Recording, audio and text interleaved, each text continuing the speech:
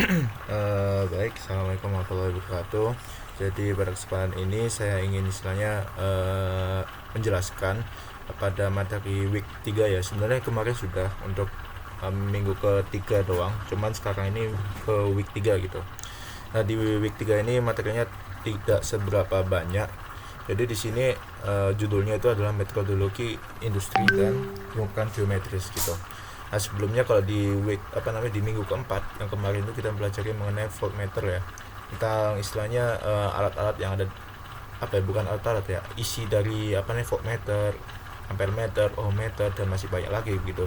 Kemarin kalau misal di minggu kita seperti yang istilahnya kita pelajari tentang moving coil, moving iron.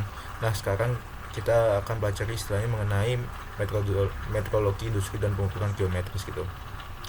Seperti namanya sebenarnya, ini itu adalah cara istilahnya mengukur ya. Jadi bagaimana istilahnya mengukur begitu.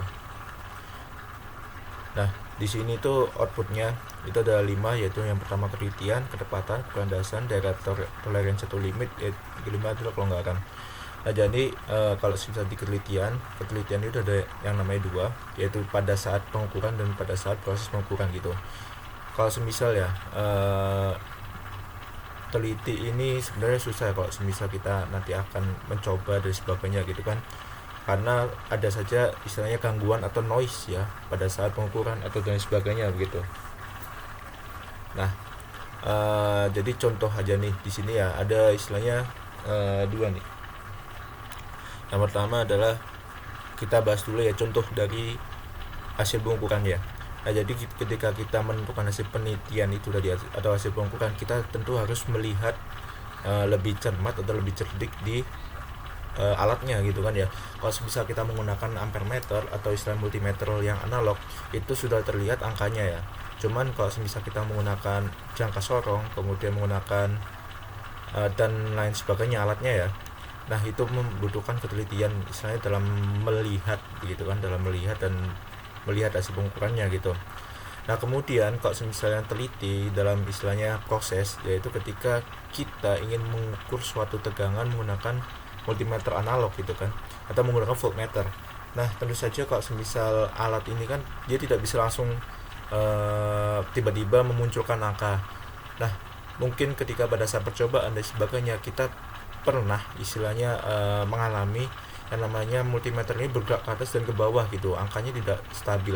Nah, itu tandanya adalah multimeter masih mencari istilahnya angka mana yang sesuai gitu, sehingga setelah kita tunggu lama itu akan muncul gitu. Jadi ketelitian ini bukan hanya tentang itu aja, akan tapi juga pada saat prosesnya gitu kan ya, bagaimana ketika kita mengukur tegangannya dan sebagainya, itu juga akan mempengaruhi gitu. Nah, kemudian di sini ada ketepatan gitu. Kalau ketepatan seperti yang kita sudah bahas di minggu ke-1, minggu kedua gitu kan ya, yaitu mengenai ketepatan. Nah, istilahnya itu ketika kita mengukur suatu objek secara berulang, atau istilahnya kita mengukur objek ini 10 kali gitu kan ya. Nah, hasil objeknya ini, hasil pengukurannya ini hampir sama atau istilahnya tidak ada bedanya dengan kata-katanya begitu. Jadi mendekatilah nilainya gitu, sehingga pengukuran tersebut, hasil pengukuran tersebut dapat dianggap valid gitu. Nah, di sini untuk contohnya mungkin agak familiar ya, kalau nggak salah kita pernah belajar di minggu kedua atau minggu pertama, yaitu mengenai akurasi tinggi, akurasi rendah, dan akurasi tinggi dan presisi tinggi gitu.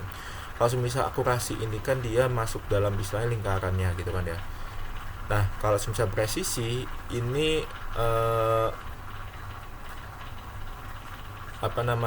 masuk ke, ya gini lah, akurasi ini dia masuk ke dalam sini ya. Kalau presisi tinggi atau presisi itu istilahnya bagaimana nilainya dekat sini gitu, paham nggak? Nah, di sini contohnya adalah ya begitu.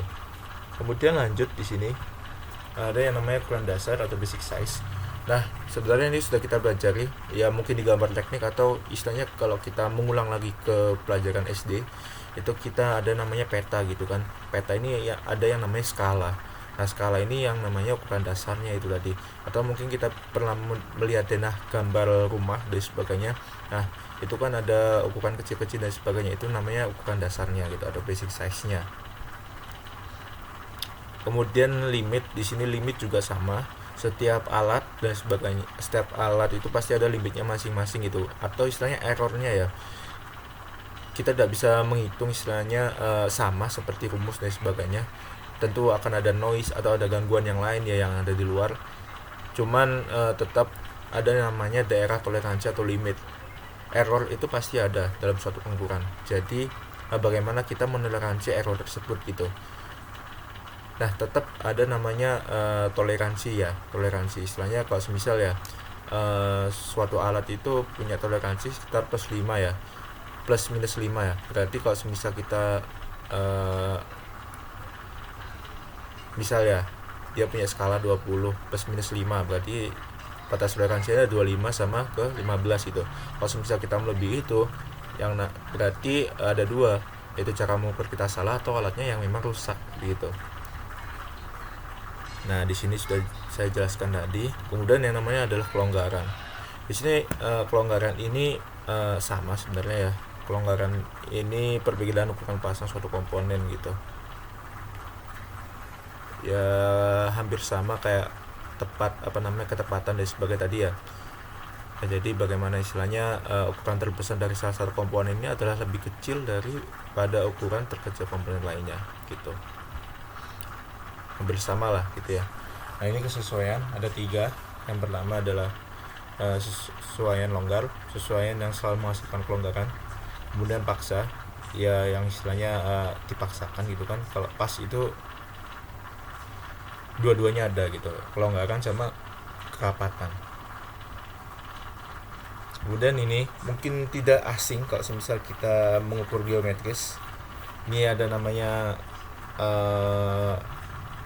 penggaris juga ya, bukan penggaris namanya gitu ya. Nah, kemudian di sini ada namanya 2 jenis pengukuran linear, ada yang linear langsung dan tak langsung gitu. Kalau misalnya langsung itu pengukurannya langsung dapat dibaca gitu. Jadi semisal sekian itu langsung bisa kita baca hasilnya segitu gitu. Cuman kalau yang linear tidak langsung itu membutuhkan kecermatan. Jadi istilahnya kita membutuhkan alat bantuan yang lebih yang lain itu untuk mengukur gitu. Jadi kan kalau semisal kita menggunakan penggaris itu namanya langsung. Kenapa? Karena dia sudah kelihatan hasilnya. Kalau semisal yang lain yang membutuhkan dua alat bantuan ya, semisal satu alat bantuan ini untuk mengukur ya, kemudian yang satu ini untuk melihat hasilnya gitu, itu namanya pengukuran linear tak langsung. Baik, itu aja yang saya sampaikan, kurang lebihnya mohon maaf. Assalamualaikum warahmatullahi wabarakatuh.